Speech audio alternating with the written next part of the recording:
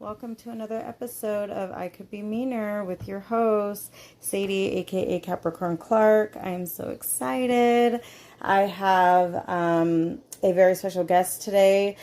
She was actually the very first person that I wanted to interview for this podcast, so I'm so excited that she reached out to me about being able to finally come record. So who I have with me, I'm so excited, Tosha. Hi, I'm so glad you're here. Hey. So first off, we kind of talked about this because the last time I saw you was Halsey. Yeah. That evening where we got lost and couldn't find my car. Yeah. That was so fun. But I remember we kind of like talked a little bit before we went to the concert, and you just were like the plethora, whatever that, how do you say that word? Plethora. There you go. Of like mindfulness that you had. I mean, I think we were talking about trauma a little bit and like father wounds and the stuff you were saying. I was just like, yes, queen. Yes, yes, yes, yes, yes. And I was just like, I want to pick her brain. Like, cause I mean, I remember how we were in high school and then you and I lost touch for a lot of years. And I know that, you know, from a little bit from what you told me, like you went through a lot of tough times over the years. And then, so I was just beyond curious, like how you got from all the trials and tribulations and trauma and pain and rough situations that you'd been in to where you are now. Like, I wanted to know your origin story and like just unpack and dig in there, because like the gems that you were like throwing out at me last year, I was just like, oh my gosh, like where has she been all this time in my life? Like you know what I mean? Like all the times that I struggled or was crying or was having a hard time, I'm like, I wish I could have called her and she could have just like dropped like the knowledge and just the affirmations and everything that you were saying. So like share whatever you feel comfortable with sharing, obviously. I don't want you to unpack things that you don't want to bring back up, because like I don't want this to feel like a therapy session or anything, but I just really want like to just understand and like learn where you got to where you were to where you are now. Yeah. I think I'll start at my diagnosis, because I didn't figure out I even had a mental health disorder until 2024. Okay, so we're talking like 2 years ago. okay. And I started disassociating to the point where like things looked fake. Uh-huh. So I was standing in my kitchen, and I'm married, happily married now. Yeah. I'm standing in my kitchen, and I'm like doing dishes, and my family's like arguing in the background. We're a blended family, it happens, right? Yeah. And my brain, the thing I was holding in my hand, I don't remember what it was, some sort of condiment, ketchup, or mustard, I don't know, some sort of condiment, and I was looking at it, and it looked like a damn cartoon. Huh. Like I was not in the real world, and I was looking at it, and I was like, this is not okay. Yeah. Right. I'm like, this is bad. Yeah. And like, they went, whatever they were arguing about was irrelevant. Yes, babe. What, baby? We're in the middle of a podcast episode. What, my love? Can I use charger because my phone is dead? Okay, go plug it in my room. Thank you. Can you shut the door? Thank you, babe. I welcome interruptions because, you know, I'm a mom first. But I'm sorry. Go ahead. You're good. Kids are kids. I have 6. Yep. So you get it. Yeah. So, anyways, that was my, oh my god, what am I going to do moment. Uh-huh. Right? And I was like, okay, so I had never been to official therapy. Really? My mom had tried to take us to therapy when I was really young, and all I remember was my dad turned around the entire situation and made my mom look like the abuser. And I did not like that, so I never went to a therapist again until this moment. So I went and was like, I gotta figure something out, because this is, first off, very scary for you to like have an out of body experience in your own kitchen, right? And I was like, something is wrong with my brain. I was functioning perfectly fine. I was working. I was taking care of all the things I need to take care of as a parent and everything else. But like when that arguing would happen, my brain was like, you are not safe. Let's go somewhere else. And sorry to stop you. So when you say when that arguing was happening, do you mean in your current household, like when the kids and stuff? Oh, okay. So even though it was like something minor, I wasn't threatened at all. Like my brain went, nope, Yeah. you're done. And I'm like, okay, great.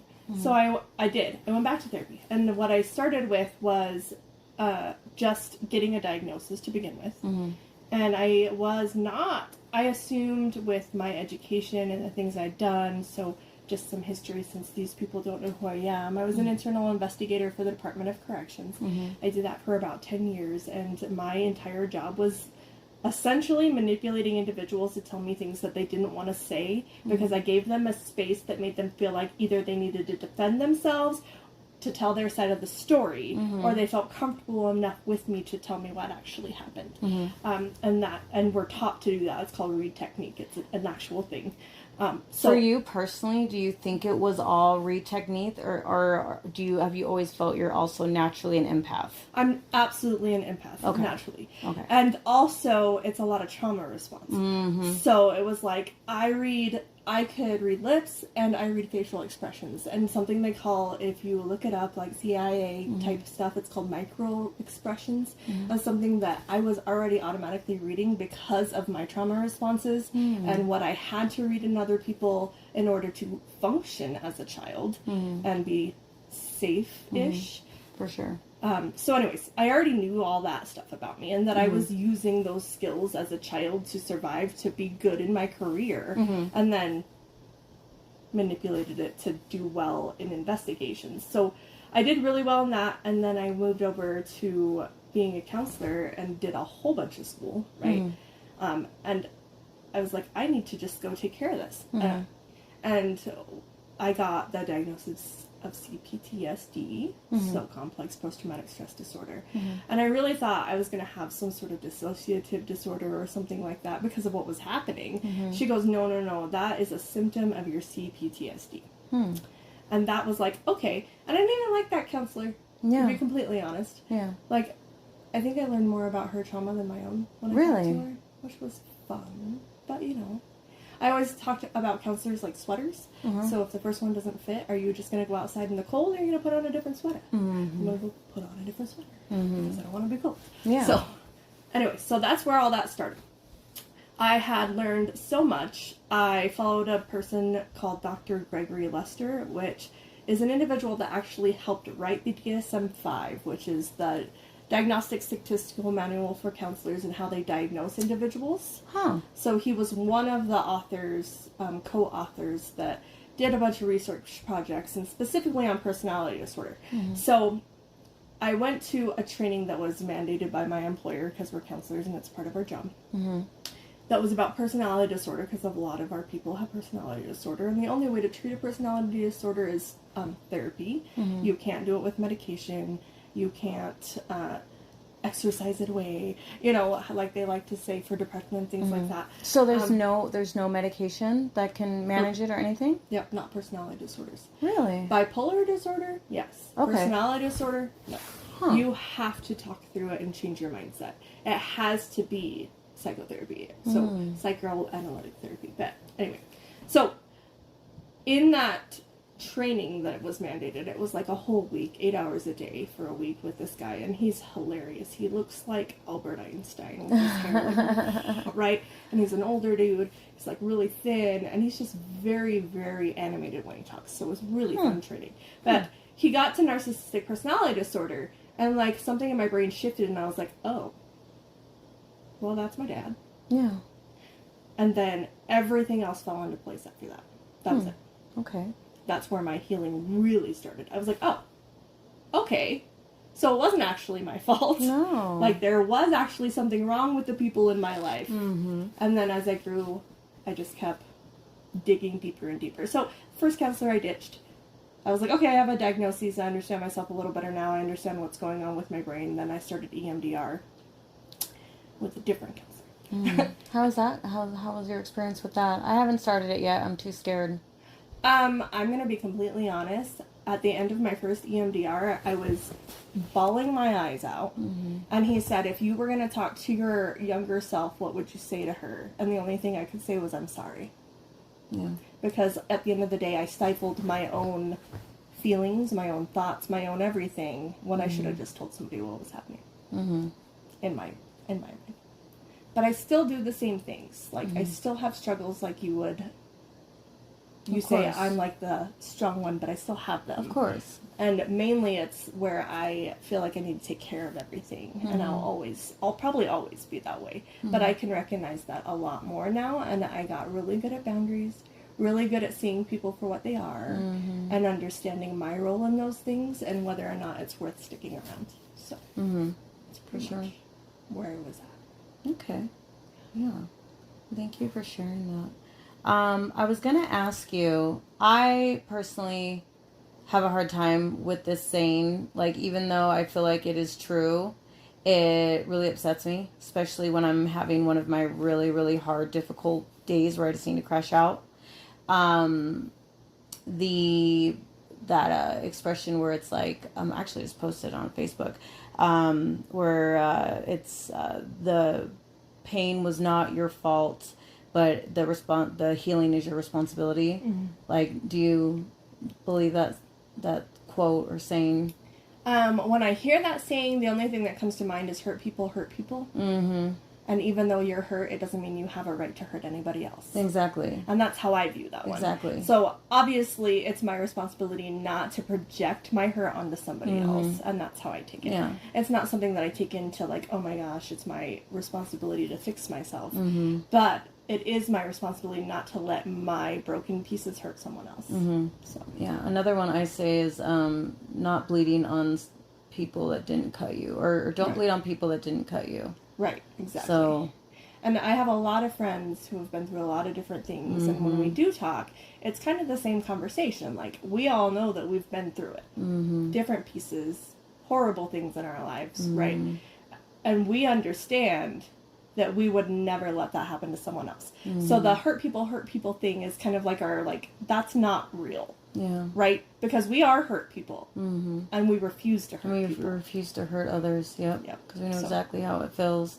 So 2024 was when you had that experience, and then shortly after you went and got your diagnosis. This is a pattern that I've been noticing with, like, I guess, everyone that I've known since high school, like, or even farther back than that, like friends I grew up with in California. So I'm curious on what your take is on this. A lot of us, and I won't like name people, but I know that you know a few of the same people that I'm referring to. We may have known what their childhood or home situation was like as kids, but like we all had our individual stuff going on in our household, but we just dealt with it. Like, you know, like I think we were in survival mode. And so something I've noticed is that as we've gotten older, all our trauma starts to catch up with us. And that was very like jarring and like soul shocking for me because, and then I just kind of started noticing the same trend. Like I have several friends where I don't know where they are because their trauma, you know, caught up with them, and they either got into drugs or alcohol or just like are completely lost to the world. And so I started wondering, like, why is that? Like, and so the only thing I could really come up with is that we must have just been operating from a place of survival mode as kids. And then what we think, you know, no longer affects us because the body keeps score. I know that now, but when you're a kid and stuff, you don't know that. And so it's interesting to me how like we think that we've, you know, escaped certain trauma or, you know, whatever, we don't remember it, or we think we've healed or moved past it, whatever. And then it all starts, you know, catching up with us. Because for me, the past couple of years, I'm amazed at what triggers me. Like, so, like, as you can see, like, being in my house, like, we're packing up to move to Texas. A couple of weeks ago, Tiger and I were sitting on our back patio just talking through this because, you know, we're really stressed out right now. He's handling it better than me. I'm freaking out. I cycle all day long between crying, freaking out. What are we doing? Is this a good idea? Da, da, da, da. But a few weeks ago, we were sitting on the back patio just trying to process this whole thing. So what I'm doing is I'm following a former supervisor to a new company. We were very close pretty much since we met. and she left the job a few weeks ago. No one at the job knows, so I'm going to be releasing this episode after I put my 2 weeks in. Fair. Yeah. I mean, my work friend and outside of work friend knows, because I'm with her every day for 8 hours. I see her more than everybody, so it was hard keeping that secret from her. Sitting with her 8 hour days, knowing, and so I finally broke down and cried and was like, I got to tell you something. But she actually handled it really well. But anyways, back to me and Tiger's discussion. So we're trying to talk about it, like what this means for us. And he had mentioned, I'm worried about Samara. She's going to have a hard time. Our 10-year-old, our middle child, because she's just like our big hearted, gets attached to people, has her best friend that comes over every day.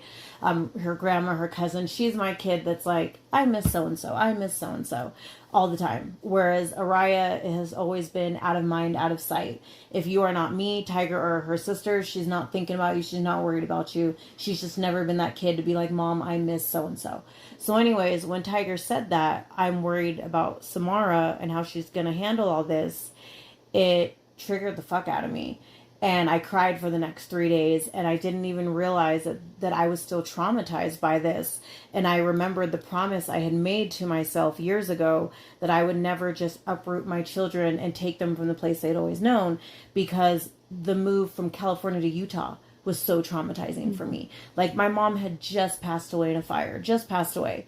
And my stepmom had felt some kind of way because we had a community that had been helping my dad raise us, because a lot of my parents' friends that knew my parents when they were married still lived on our street.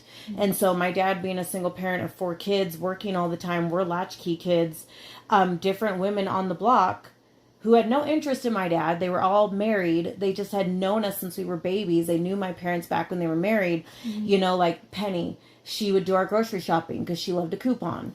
Mary would call my dad early in the morning to get him up for work because he had 4 alarms that would go off and he'd still sleep through them. So Mary worked for Frito-Lay, so she'd call at like 4 in the morning. I'd always, wake up and answer the phone, and she'd be like, Sadie, go wake your dad up.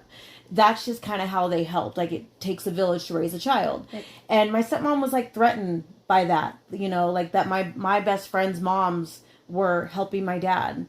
And so, she was from Utah. My dad got laid off after 9/11. So she was like, let's move to Utah. But the timing was so insensitive because our mom had just passed away, and my stepmom was feeling some kind of way and wanting to isolate us and, from everyone, alienate us from everyone we've ever known. And so she left to go to Utah first, and we're still here. There was never any discussion about like, how do you feel about this or nothing. We were just expected to go along with it. And so I remember the day that we were moving, all our friends are on the lawn, we're hugging, saying goodbye. And my dad's like yelling at us to hurry up and get in the car and just completely disregarding like how painful this is for us. And the whole drive from California to Utah, Portia cried the whole way. And at some point my dad got mad and was like, shut up. And I'm like, she's sad. She's allowed to cry. Like the complete lack of disregard for our emotions. And so I guess I hadn't really ever processed that. And I remember my dad being like, hurry up. You're, Mom, because we were expected to call my stepmom Mom. We didn't have a choice. Like, yeah, that's a whole other story. Mom's starting her job on Monday. We got to hurry up and get to Utah. My parents were unemployed for the whole first year we lived here. The whole first year. So they lied to get us to Utah. We only survived because we lived in my step-aunt's second house and my grandma sent money. And so, like, again, Tiger bringing that up, and it's not that I hadn't thought myself, like, Samara's going to have a hard time, but I don't know, something triggered me when Tiger said that, and I just bawled the next 3 days and kept asking him, am I my parents? Am I my parents? Am I my parents? And he was like, no, babe, you're not. We're going out there for a better opportunity. You have this new job. You're going to be making so much more money. Like, you're not your parents, And so it was just interesting, and it continues to be interesting to me, the things that will trigger me and come up for me that I thought didn't affect me or didn't bother me or I'd moved past it until I'm in like a similar situation. And then I also don't know about you. You can tell me your take on this as well. My triggers didn't really start coming up for me until after I had kids. like my 10-year-old, again, she triggers me more than all of my kids because she reminds me the most of me as a kid. And same with Tiger, like his trauma and triggers and stuff didn't start appearing until after he had kids. And for him, like his dad, he committed suicide when he was 6. Tiger witnessed this. And after having his children, he's like holding them and he's like, I couldn't imagine doing that to my kids. I couldn't imagine leaving my kids, right. You know, even hitting them. Like Tiger had, I think, like swatted Samara on the bottom once when she was like 2 or 3, and he cried for the rest of the day because he got hit a lot as a kid, either by his mom, his dad, or his stepdad. And he was just like, my little teeny girl, she's this little baby, I love her so much, and then I was a small child. I don't know how they could hit me. And so never again. And so it was interesting how after he became a parent, these things started coming up for him. When I became a parent, my little here and there things started to come up, but it really rushed at me the past, like I would say, 2024 was when all my trauma just started.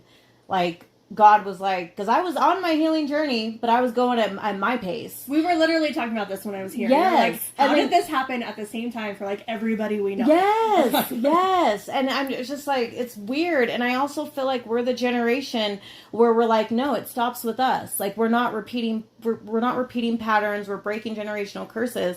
And again, I'm like, why us? Like, well, why is it our generation?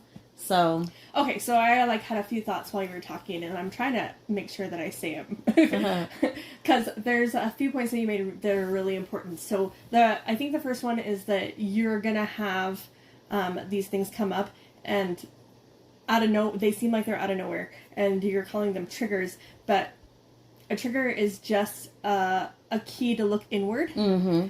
Every single time. Mm-hmm. Another piece of that is trauma is a brain injury. I've never heard that before. It is a brain injury. 100%. So you have a traumatic brain injury. Uh-huh. Trauma is a brain injury. You didn't do that to yourself. Mm-hmm. You had an accident with people around you and have a traumatic brain injury. Okay, you weren't hit in the head. You didn't get in a car accident. Yeah. But your brain functions differently.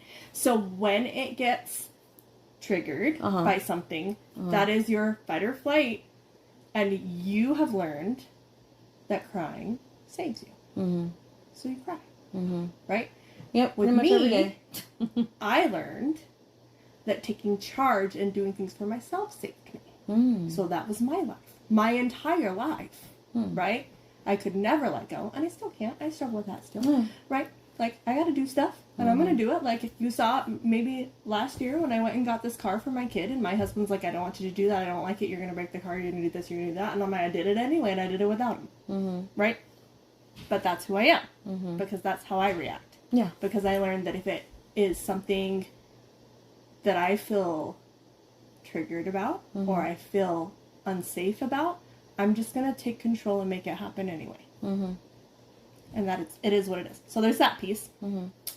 Then there's the realization where I really do believe, and you know that I'm fairly religious. Like, I say fairly, like, my kids call me a fanatic. But that's kids, I think. Yeah. Just because I know that my life was unbelievably painful before I embraced my religion. Just point blank. And I always thought it was my fault, right? I thought choices I made or things that I had done or wrongs that I might have done in the beginning or what caused all of the bad things to happen in my life. Where do you think that stemmed from, that like self-blame? Definitely a narcissistic parent. Okay. Because in a narcissistic parent relationship with the child has to be perfect. In order to have the love, right? And by perfect, I mean compliant, which I learned very early, that if I was compliant and quiet and did what I was told, I wasn't the target, right? And if I just took care of myself and didn't ask for things, I wasn't the target. But I also watched it happen to my older sibling, and I learned from that. And then I watched how he treated my younger sibling. And then, of course, I left at a really young age, so... But I feel like the understanding that I was never in control was huge for me because of my faith. right? I never was in control. I am so stupid to think that I caused all those things, right? Because it wasn't me that was in control. Ever. And then I come back to the realization that those all happened to me, and I know that's such cliche, how everything happens for a reason, right? But it's true. Because Absolutely. there's nothing in my life that I know has happened that I didn't learn from and haven't been able to turn around to help someone else. Yeah, absolutely. So that's the faith piece of it. Uh-huh. And then the brain injury piece of it that I really wanted to touch on. And Yes. then just the fact that because I learned that, I made it my personal responsibility to learn everything about myself before I ever tried to help somebody as a counselor.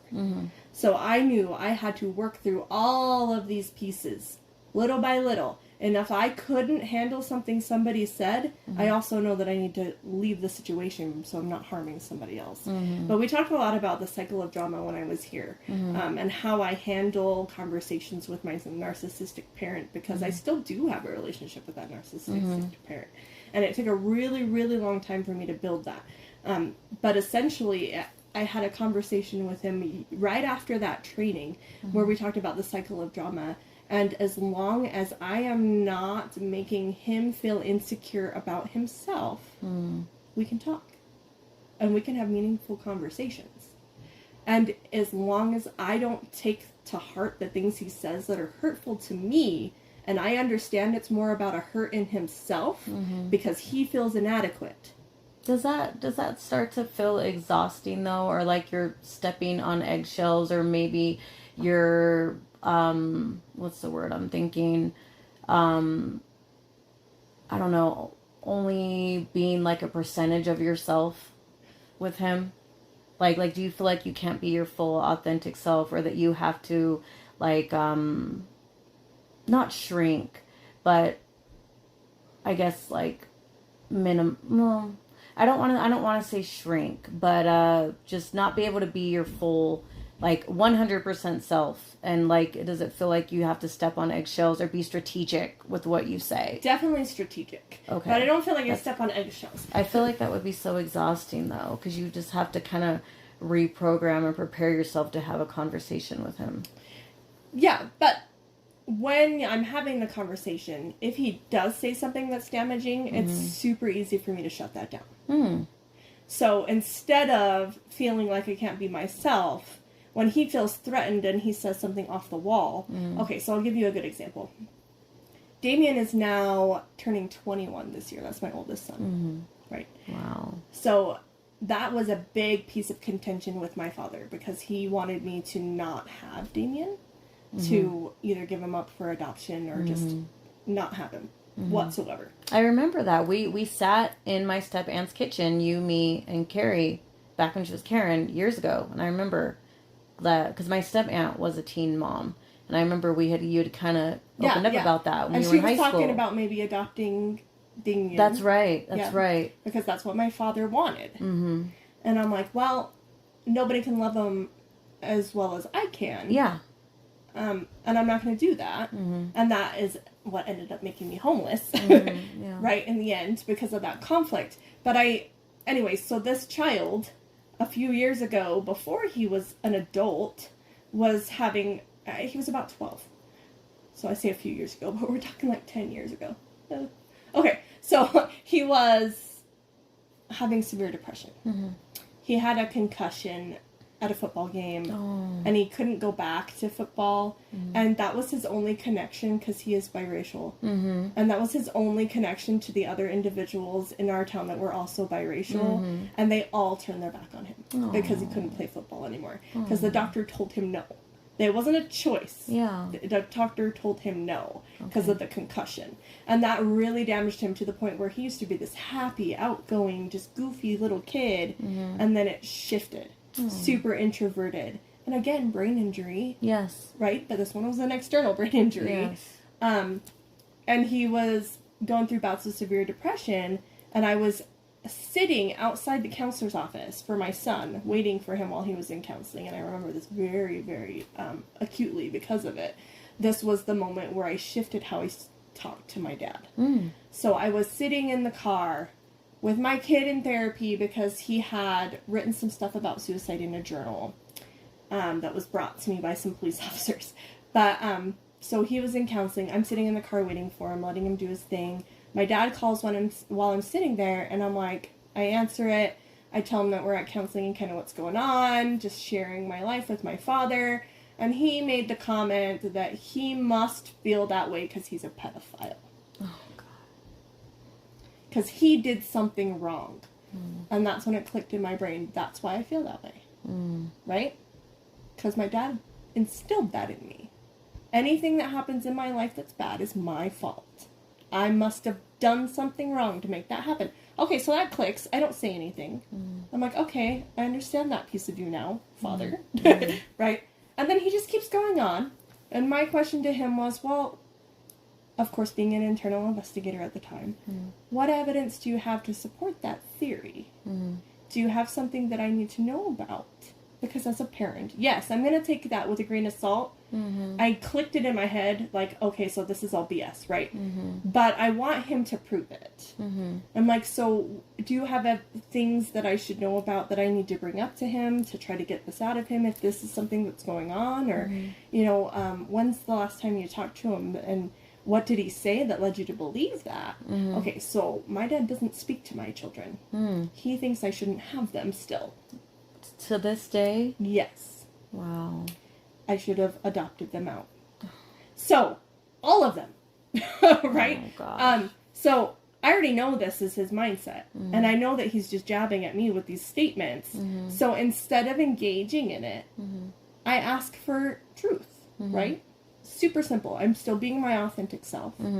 I'm still, you know, I'm not arguing with him. No. Very passive, so that I'm not... Because that would give him the power if you did start arguing. Right. I'm not being the aggressive person that's diminishing his power, right? I'm taking him as the authoritative person he thinks that he is, that he knows the thing that's happening and what's causing this thing for my son. And I was like, okay, so, you know, is there stuff that I need to know about or things that you guys have talked about that would lead you to believe that? That's a very honest question. And it flipped him. He was very angry. He said the only reason he doesn't speak to my children is because of me. They don't call him. And if they're not going to call him, he shouldn't have to talk to them. And I was like, the kid's 12. You've never spent any time with him. So 12 years of his life, he doesn't even know your name. Yeah. So why would he call? So why would he call you? Yeah. I don't say any of that because I've already learned that he feels threatened already because he's angry. And I let him end the conversation. That was him. He got angry. I'm not hurt in any way, shape, or form. None of the things he said hurt me. The way he reacted didn't hurt me. Because I now know that cycle of drama. I know that he felt threatened. He felt like he should be talking to my son and should have a connection with him. He knows as a grandparent he should have that. He's not doing it. So he spun it around to make us the bad guy. Oh. Right? But I know that now. I know that from education. I knew that from that training. That was that cycle of drama. So he was like projecting his inner guilt onto you because he's not being a grandfather. 100%. Huh. So no, I'm not being inauthentic. I don't feel like I'm not saying what I need to say. I'm still defending us. Yeah. I'm still protecting my children. And I'm still having a conversation with my father. And if he can't have that conversation civilly, he will end the conversation himself. And he did. And that was it. I love that. And I'm not hurt. I love that you broke it down because it absolutely showed that you didn't have to water yourself down, dim anything, and you were being your full authentic self, and you explained it, and then that you successfully flipped it, because narcissists need to have power. They need to be the one in control. They're winning if you become reactive, and the fact that you weren't reactive, you asked for truth and facts and everything, his brain probably just went like, what? Yeah, 100%. And he couldn't hold happened? the conversation anymore. It was done. He was like, well, I have things to do. And he hung up. That was it. Yeah. I wasn't hurt in any way. I didn't tell my son anything he said until my son was an adult. Like, I literally talked to him about it last year when he was turning 20. And I was like, because he asked, why haven't we had, and this is a piece of trauma that I'm struggling with at this point in my life. Why did we never have a relationship with grandparents? And I said, well, I'm going to tell you this story, And I want you to know it's not your fault. Nothing he said is a reflection of anything you did. Yeah. That's a him problem. That's not a you. him.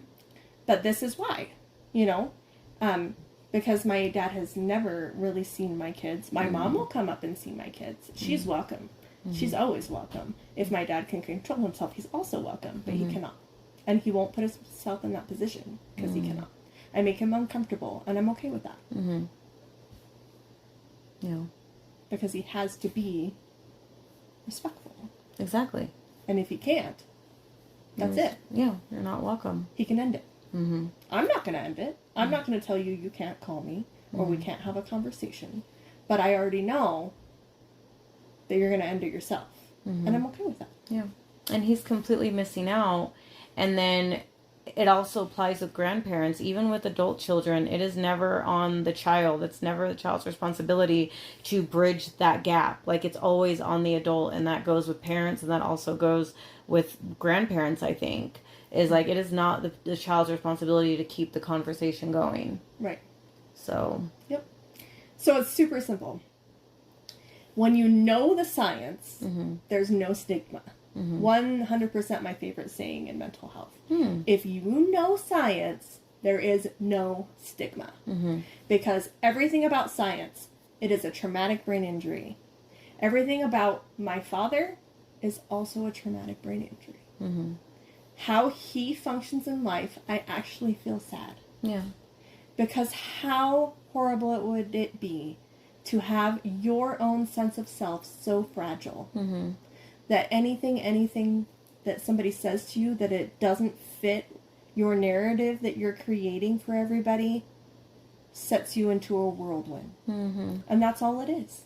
Something as simple as, do you have something I need to be concerned about? Have you had conversations that I should really look into as a parent? I'm concerned for my own child from what you just said. Is there evidence or conversations that led you to believe that was enough to set him into a whirlwind of feeling like he was inadequate to the point where he would lash out? Yeah.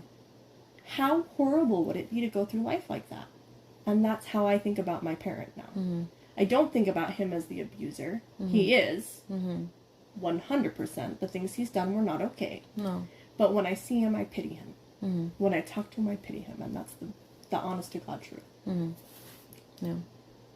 But so, with this, with you being able to gain this new knowledge and way that you can communicate with your dad successfully, where it doesn't leave you drained, right? You don't leave a conversation with him drained or exhausted. You just hang up and continue on with your day. Right.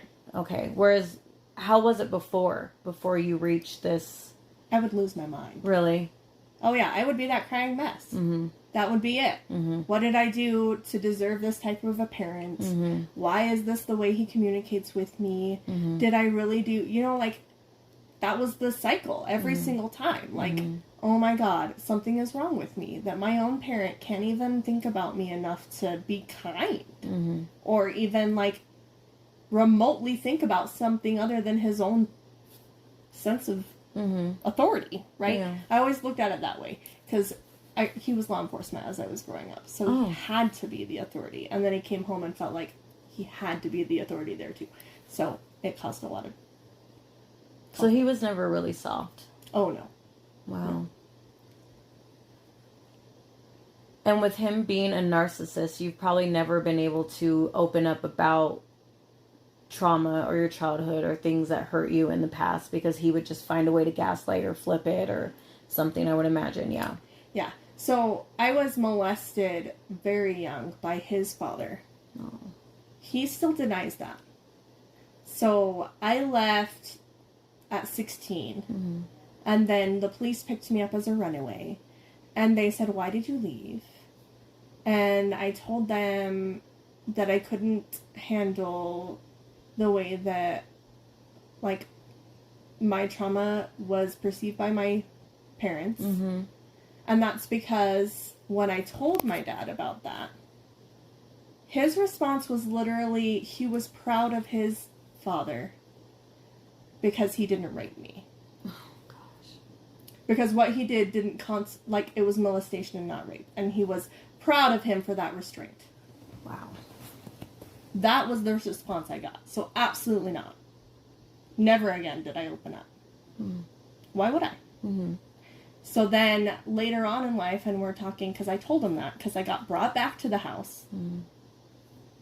And I had to tell him what was going on. And it was like, oh, well, I figured something happened to you.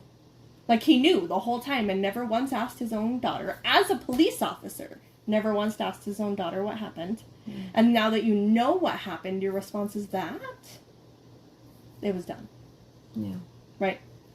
But I think overall, and he's not the only adult to say something like, I thought something was happening to you at that age or that young or anything like that, that I just thought, you saw it and you said nothing? You let me do that as, like, I was 3. You saw that in me and you let that keep happening because you just were afraid to do anything or say anything to hurt someone else's feelings? That was 100% what it was. But I bring this up because he still, now, he completely denies it ever happened. Oh, gosh. He so much as pulled the gun out on my brother because my brother asked him what happened. He said I was a liar, that it never happened. What he said, he never said. Of course, narcissists. Mm-hmm. That's what they do. Mm-hmm. No wrongdoing. Nope. It's always somebody else that did the wrongdoing. Mm-hmm. And that slandering his family is a threat. And we're talking like we're all the same family. Mm-hmm. Pulled a gun out on my brother and put it next to him and said if he was going to threaten him, he was going to get shot.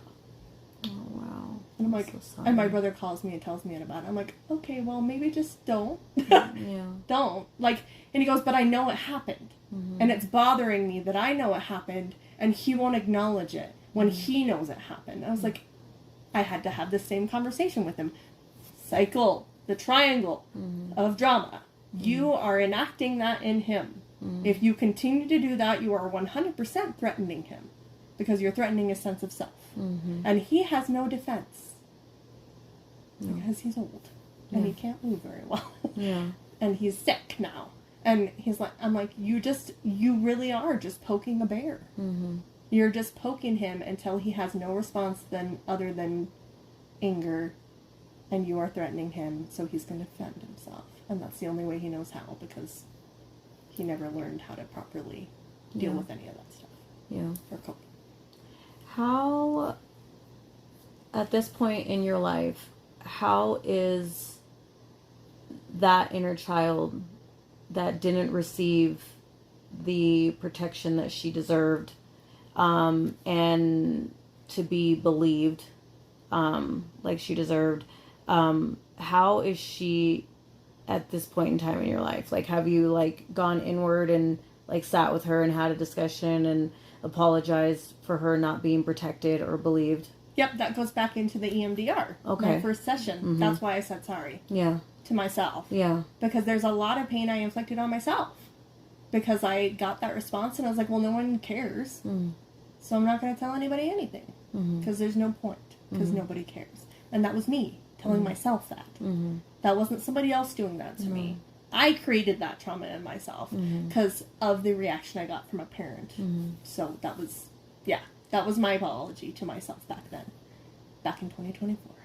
When everything kind of shifted all the way. Where I stopped disassociating. I did EMDR. I love breath work. Every time I was driving, I did breath work and cried something out. Right? And just kept doing it until I felt like I didn't need to anymore. Yeah. So. You'll have to show me the breath work later, because I think that's something that I could start utilizing on a daily. Yeah. Yeah. Do you think that you and that little girl need, like, so you're because you told me that you just shared that your dad is sick. Do you need that apology? Do you feel like? Do you need him to ever tell you that he believes you? No. Yeah. He's broken. Yeah. He's just incapable of that. Yep. And you've accepted it. Yep. He's broke. Yeah. I had this conversation again with the therapist I was doing EMDR with him.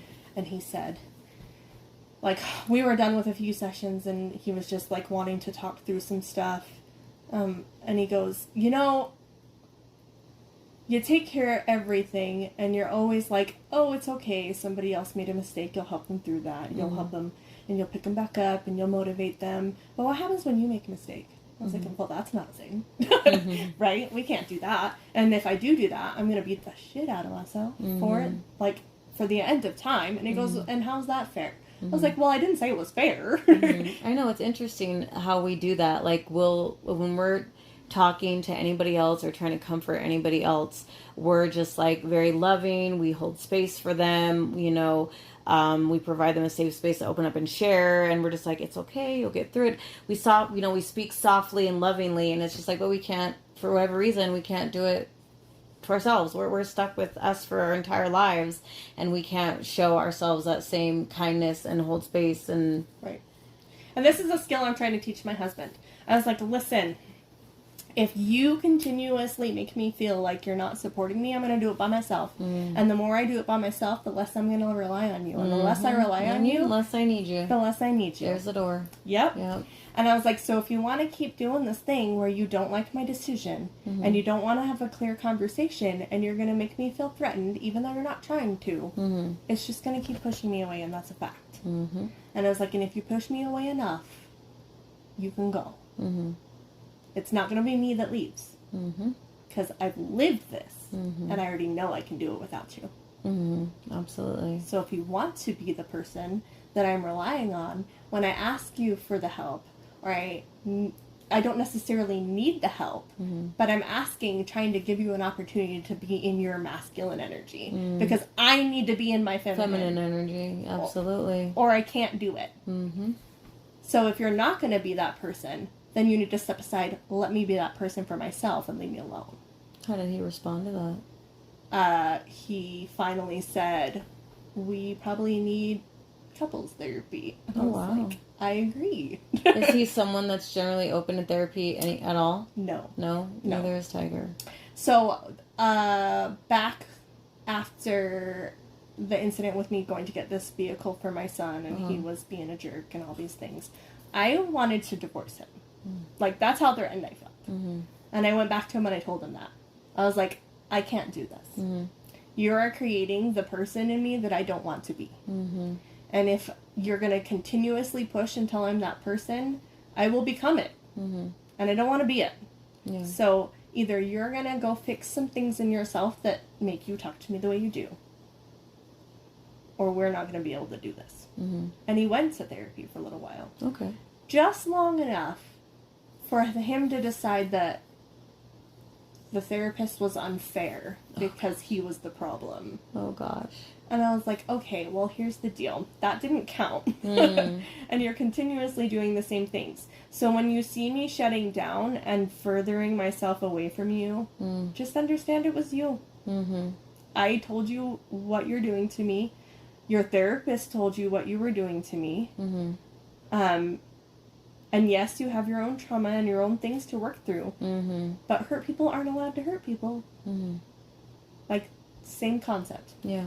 So I think it finally clicked for him last year. Yeah. After all that. And I was like, I honestly cannot. Because you're pushing me into a space where I'm not going to need you. And the less I need you, the more you become a problem in my life. You're not going to be in it. Yeah. And he's like, yeah, we definitely need to go to therapy. As his thing is, well, I don't understand how to communicate without being abrasive because I was never heard. So I feel like I have to get louder to be heard.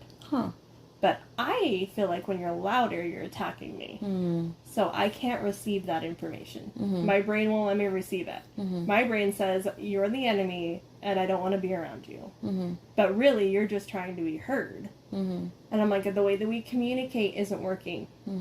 Unless we figure out a better way to do it, we're not going to do it. Yeah. So he's finally to a point where he's like, okay, so I think you're right. We need couples therapy. We need to work through it together. And I was like, yeah. Yes. I'm curious, what is your guys' fight style? Like, for example, when Tiger and I have a disagreement or get into it, Tiger wants to make up immediately. But once you've got me to a 10, you gotta leave me alone. I will become acid tongue. I will say really rude, fucked up things that I have to apologize for later. My walls go up. I'm the one in the relationship, and this is something I've worked on over the years because I do see how much it hurts him. When my walls go up, and my walls are thick and they're being guarded by archers that are like shooting fire, and like I have a dragon, like when my walls go up, There's a moat. yes, It's on fire. yes, yes, and I'm that person that has said things like, well, maybe we should just break up, maybe we should just get a divorce. And Tiger's always been like, why do you go to that place? I've never said that to you. I've never thought that. We're just having an argument. We will get through it. And I, for a long time, didn't know why I went to that place. But like the last year or so, the reasoning that I come up with when he's asked me that, because there still have been times where we've had really intense arguments where I still have thrown that out, even when I've worked on it and haven't done it in a long time. But I've told him, I am a child of divorce. I don't know. Like when two people are in each other's faces arguing and this and that, and they're not getting to a resolution, my assumption is, well, it's just going to be over. It's over now. Like I wasn't taught to like fight through this. I mean, luckily I have a husband that is teaching me that skill, because for years it's always been, we're not over. We're just having an argument. It's okay. But once I'm really angry, I need to be left alone. And so this is what tends to escalate arguments for us, is because his fear-based response activates, which I take blame for because of all the years of being like, well, maybe we should divorce. And I'm that person that's like, don't touch me, don't talk to me. Like when we first got together, I could go 4 days without speaking to him, and it broke his heart because like no one had ever treated him that way before. He wants to be around me constantly. So not being able to talk to me or touch me was really hard for him. So I had to work on that. And 4 days went to 2 days. 2 days went to like a day, to I just need an hour. Can you please leave me alone for an hour? But when the arguments have already been intense, he doesn't know how to leave me alone. Like, I want to be in the room by myself. I want to decompress. He thinks that I sit there and stew and find 50 other things to be angry about, but I don't think that's the case. I think that I just need to be by myself to come down from being upset. And Araya's dad would do this to me too. He would follow, because I'm leaving the situation to calm down, and he would follow me around, call me names, push me, hit me, whatever. And so then I would just get more agitated instead of coming down from a 10. And Tiger doesn't do that, but he will follow me around. Like, or if I shut a door and lock it, he'll find a way to open it, and needs to be in my face. Like, we need to fix this right now. And I'm like, you don't understand. Like, you're at a 10. I'm at a 10. Like, we are not, we're not in our logical brain right now. We're in our monkey brain or whatever. We need to come down before we can have a conversation. We're not going to solve anything. Right. But when his fear-based energy is activated because he thinks I'm going to leave, he doesn't know how to just leave the room and calm down. And so, I mean, it's been something we've worked on over the years. We've been together almost 14 years now. There are times where he's like, okay, I'll leave you alone. I'll go in my game room or whatever, and sometimes I fall asleep and we don't talk until the next day or whatever. But then there are times where he is in his fear-based energy. But 8 times out of 10, he's like, okay, I'll leave you alone. And so, I was curious, what your guys' fight style are. Does he need to fix it immediately, or do you need to fix it immediately, or does one of you need to be by yourself to decompress? Do you both need to? What's that like? So we get to a point where he will turn on the cycle of defense, where it's like, no matter what I say, he feels like he's being attacked by that thing. So my feelings are attacking him like he did something wrong. And that's a mom wound. It's a mother wound for him. And it's like, that's not what I'm doing. I'm trying to help you understand why I'm being the way that I am. And that it's not coming from a place of hate, that it's really coming from a need to be loved by you. Like, I need this from you. I need you to be able to hear me and understand me and validate me sometimes. It's not about fixing it right away. It's about acknowledging it. And he can't do it. So that's our kind of cycle. Like, I'll bring up a thing when I've calmed down, because I can't do it when I'm angry. And I've had this conversation before. Like, especially when I was out doing that car thing. He called me. And he's a lot like Tiger. Like, he wants to know everything that's going on. He wants to talk to me. Even though he said some hateful shit, he wants to call me and say he loves me at the end of the night. And I'm like, I can't do this with you. You have put me in a state where anything you say to me, I just can't hear it. I can't. Because, and then we kind of just flip it on each other. Like, okay, so now I can't hear you, and even if you're saying you're sorry, or you know what I mean, all I hear is all the things you're telling me I'm doing wrong. And his is exactly the same. It's like, okay, well, you're telling me how you feel, but all I hear is all the things I'm doing wrong.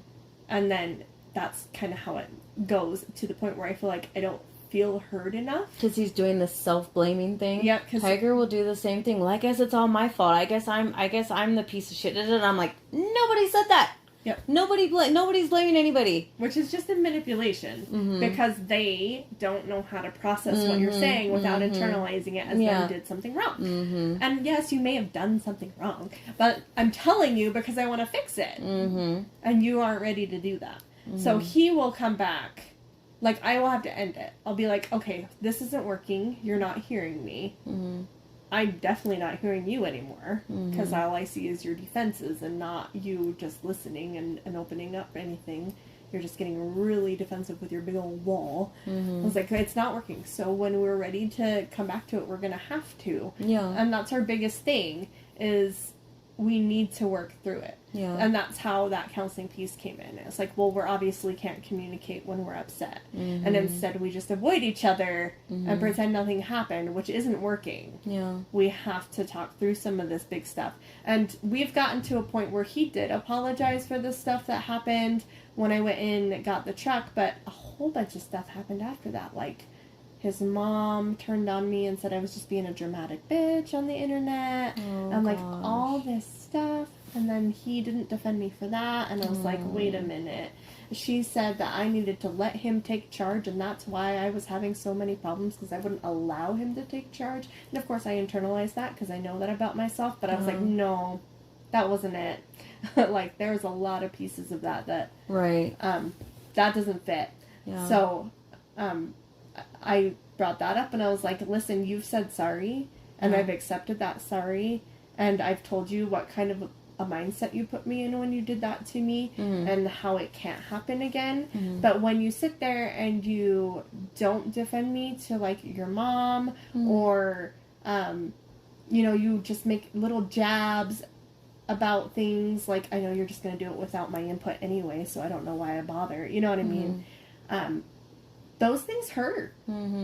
So no, I'm not over it. Like, I'm over the actual thing that happened, but I'm not over how you handled the thing afterwards. Yeah. And I was like, so yeah, we need to work through that in a place where we can both communicate without feeling like we're being attacked. And I was like, to be completely honest, I don't feel attacked, because I didn't do anything wrong, but legitimately, but I can see a lot of the things that I used to do with my dad, where I felt like I needed to defend myself, and I felt like it was my fault, the reaction of the things that were happening, and I internalized it all, and I, like, rebuilt that, and I was like, oh, no, I know I'm doing that. Like, this isn't my fault. These things that he told me, he didn't follow through with, and then got mad that I wanted to hold him to that expectation. And then when he didn't want to do that expectation, he made it all about me, and me just being stubborn, and me not listening to him, and I'm going to ruin it all, and I'm going to break his truck, and I'm going to break the trailer, and I'm going to do this, and I'm going to do that, and it's like, I'm going to crash it, or I'm going to, like, run it into a gas station island, or like, just like all these dramatic. Yeah, like, it was just super dramatic, and I got so angry to the point where I was like, I can't even talk to you anymore. Yeah. Because he was making it sound like you were incapable of doing anything. Right. It feels like. Right. And I always tell him this, like, in the big spectrum of things, I was like, before we got together, you knew that I was a strong, independent woman. And you want me to be a compliant person with no thoughts when you decide you're going to put your foot down. Not happening. Yeah, not who you marry. I feel like I've had that same conversation with Tiger, and I've told him that it hurts his feelings when I say this, but I'm like, I've told him this several times. we were better before we got married. Like our communication style, and the way we talk to each other, was just better, I feel like. And he disagrees with me. He gets his feelings hurt, but I really do feel like that. And I was naive because when we got married, we had been together, like 6, 7 years by then. And I remember thinking, like, nothing's going to change. Like, we know each other so well, in and out, just piece of paper. That whole first year of marriage is the hardest, I was thinking that didn't apply to us. And I was completely wrong, because I really do feel like our communication just broke down a lot, and the way we talked to each other was just not with love anymore. We actually ended up reading a book together called Talk to Me Like I'm Someone You Love, because that's how bad our communication had gotten. I remember we downloaded like couples apps. Like there was one, I can't remember the name of it, it was years ago. Because things were really hard when we moved to this house, because it was like a really quick move. I wasn't happy at my current job, so I was coming home and screaming at everybody when I walked through the door. I was not being my best self, and it drives him nuts now.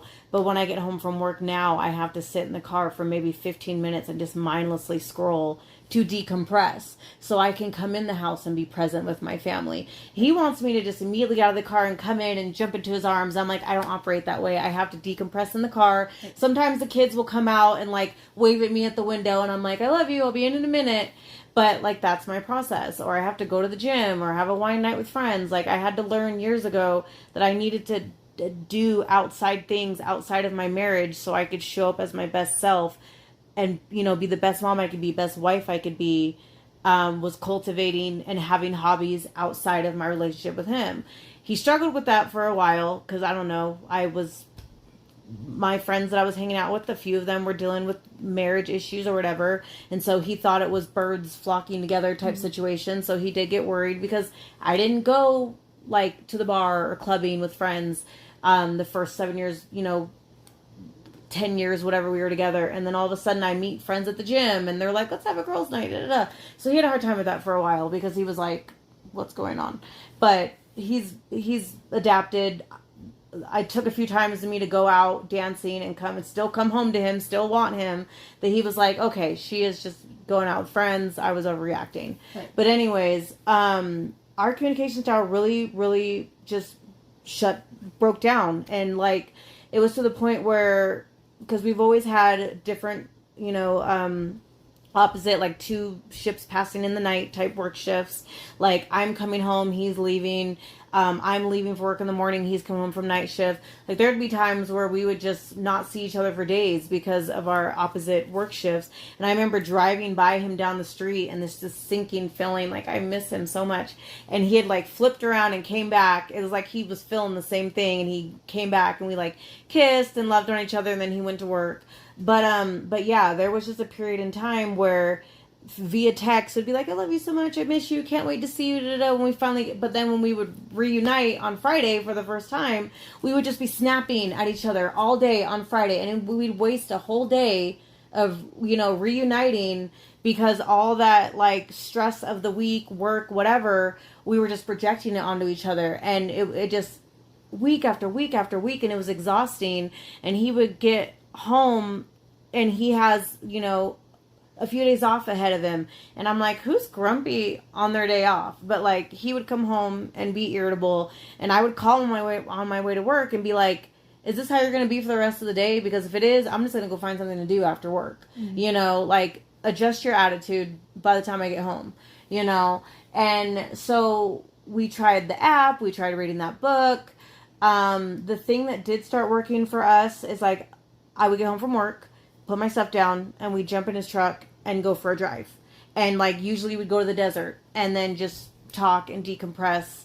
And then we could come back to the house and be in a better place. Because for like almost a year, we would waste that first day back together because we'd just be snapping and being short with each other all day long, and it was never like that before when we got married. And it's possible that it had nothing to do with getting married, but I felt like it did, because I was just like, we weren't like this before we got married. You absolutely got extremely comfortable.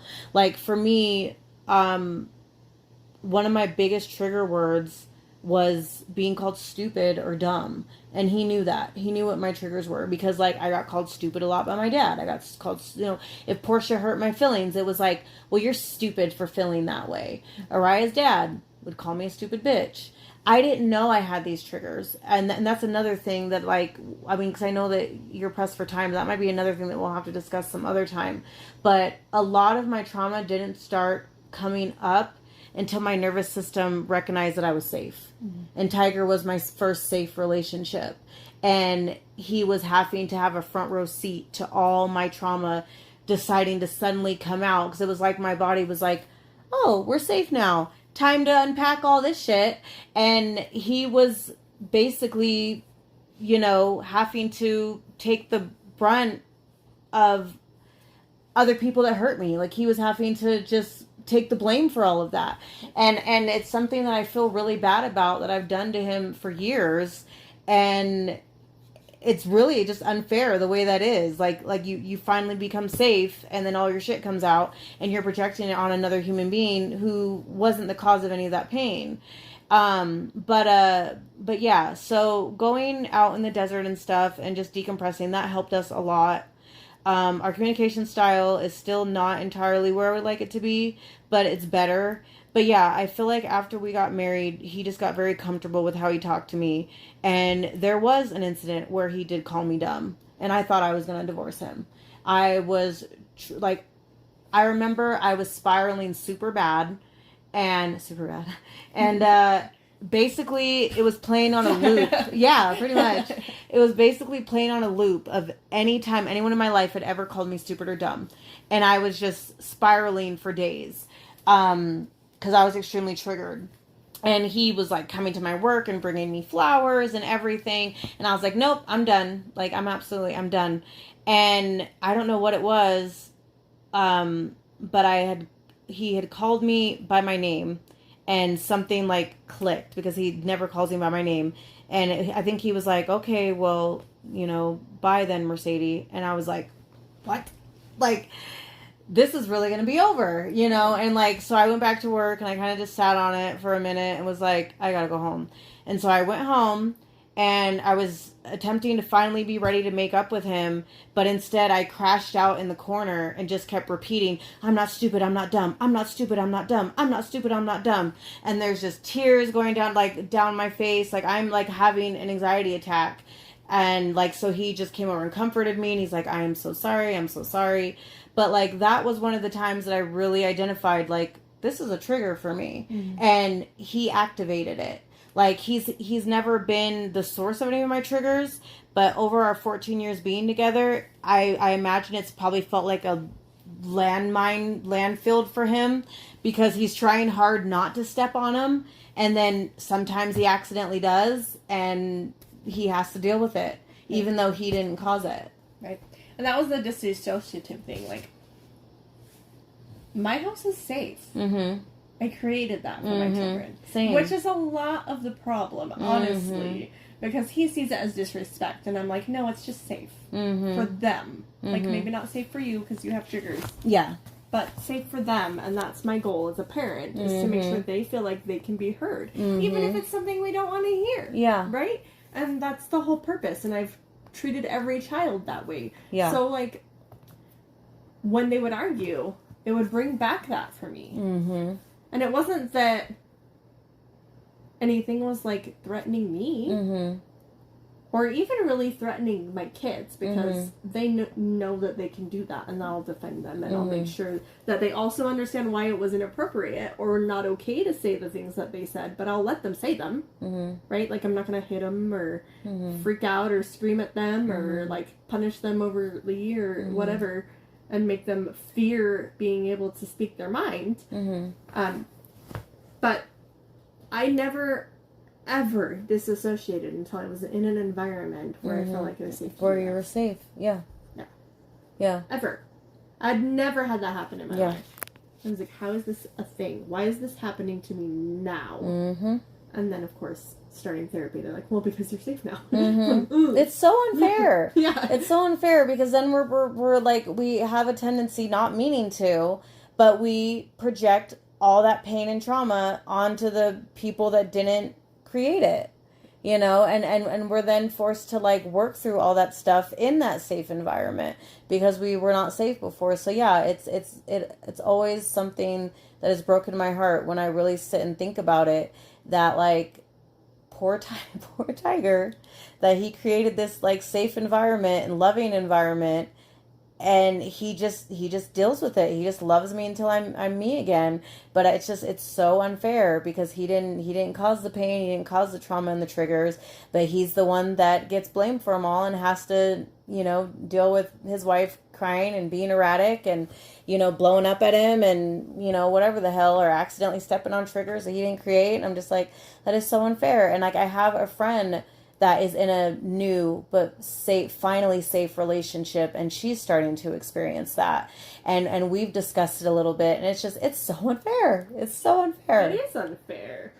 He goes, you know, I fell in love with you because I do just a tiny piece of your past, right? Yeah. Your one abusive ex is all I knew about, and you were always just so happy anyway. Uh-huh. And he's like, and that's kind of what made me fall for you, was like, you could handle all this horrible stuff happening, and in the middle of it, make everybody around you smile, and like, you're just happy-go-lucky. And like, he remembered this hat I used to wear that was like a monster, and it was like multicolored, and it had like horns and googly eyes and stuff, and like these long things that you put your hands in, and it was cold or whatever, and I would wear it everywhere, like, and I was an officer, so it was like so out of character for like my professional version of me. But anyways, he came over to fix my car when I was with my ex, and he was still married to his former wife, and I came out with that on my head, and he was like, oh Lord.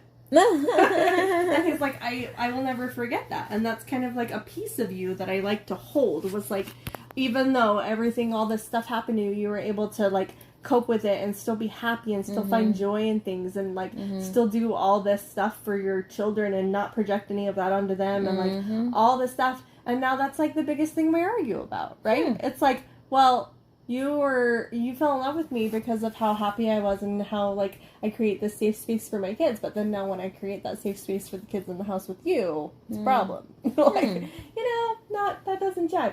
So it's just kind of funny. But he now finally sees it. So like, he will stop himself sometimes now and be like, I understand what I'm doing to you, and I'm just gonna stop and walk away. And I'm like, that's best. You should. Growth. So we're doing it. Yeah. Little steps. Yeah. And then you'll definitely get to just unpack that other stuff in the therapy. And that's awesome that he was open to couples therapy. Yeah. And he's the one that said it, because I had kind of said, okay, so individual therapy wasn't working for you because you just, again, felt threatened. Like everything was your fault, and like you weren't taking it how it needed to be taken. And I was like, and honestly, it's just how we're communicating with each other. Where, whatever I'm saying to you makes you feel like you got to defend yourself, as opposed to be creating the space that I need. And then how you respond to me feels defensive, so I can't continue to tell you the things that are bothering me because I feel like I can't, because you're just going to be defensive. And he's like, yeah, I see that. So let's fix it. And I was like, yeah, we have to. Like, we can't just walk away. We can't do that to children or each other. Like, we've both had some horrible things happen in our past. He had trauma with his former wife and all the things that went along with that. And his daughters got rad, which is a horrible thing for a child. And it makes my heart break, but that's what it is. RAD is reactive attachment disorder, in case you ever want to look it up. She was born addicted to opioids and Ritalin, and she has a brain injury from being a baby and having a mom who wasn't doing what she should have as a baby. And then he has his own trauma with her because of things that she did while she was in active addiction. So it's all just a lot of things to unpack, and we know that. That's probably something that I should research more, because I don't know about Portia, but I was born with drugs in my system. And I remember my adopted parents telling me that, but it was never something that I explored or researched, or what the after effects could be of that. Yeah, she has a very difficult time processing any information that isn't her version of the information. So she will do everything in her power to flip it around and make it her benefit. And it's all stems from a feeling of not being heard as a young child. So I didn't meet him until she was about 18 months old. Like, I knew him, but we didn't date or do anything because we were both in committed relationships. So when I did, like, I didn't know anything about the mom because he was so stoic. And that's kind of why I fell in love with him. Like, I knew everything that was going on with his wife. I knew she was addicted to stuff. We're a small community. We all knew what was happening. Yeah, for sure. Like, and he never once said anything bad about her. Never. He would always just, nope, that's my wife. And I'm going to take care of her and I'm going to do what I can to help her until she passed. And she passed by an overdose. So it was in a facility, by the way. Very traumatic for him. Yeah, I bet. Like, he sent her to try to get help and do everything, and he felt this really deep, like, responsibility to still be there for her, even though she was so horrible to him and cheated on him and, you know, moved out and was addicted to things and just, like, all this stuff, and she really was very bad to him. And I didn't know that because he refused to share those things, right? And that was what part of the piece that, like, I was like, wow, he can endure that and not feel like he needs to project it or like slander her or do anything. And he wants to preserve the good image of her for his daughter and all these things. Yeah. And that was a piece of him that I really fell in love with in the beginning. So Yeah. Okay. I always look at those things. And I'm like, okay.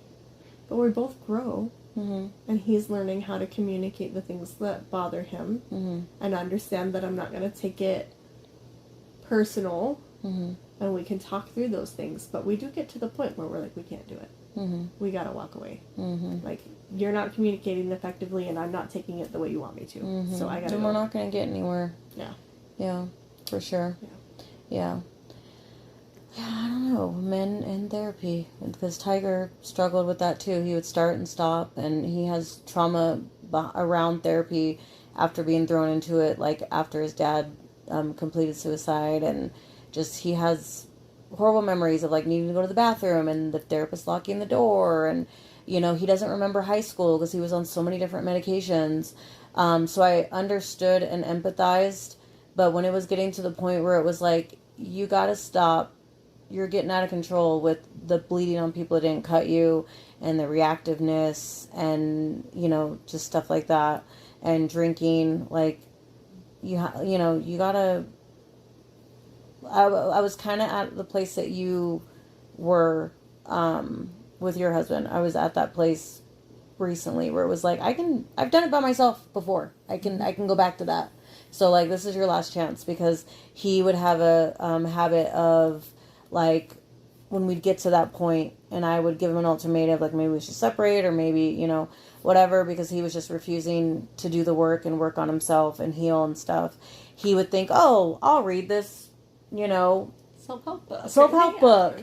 And then we'd make up and he'd throw the book over his shoulder and we'd be fine for a little bit. And then he would, you know, repeat whatever the behavior was again a few months later or a year later.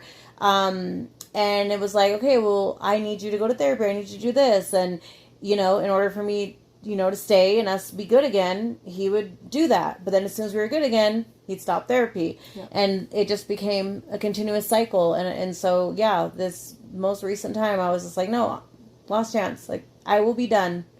And so I've been proud of him because he has been sticking to therapy.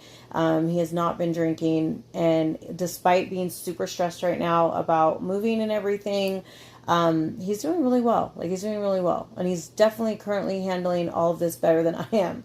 So yeah, I'm like really proud of him because, like, I get it. Like, for men, it's got to be so much harder because they were programmed to not feel. They were programmed, right. They were taught that crying, you know, means you're weak and all of that stuff. So unpacking and going inward and you know, processing and opening up Pandora's box of all their mother wounds, father wounds, what have you, it's just so much more challenging for them.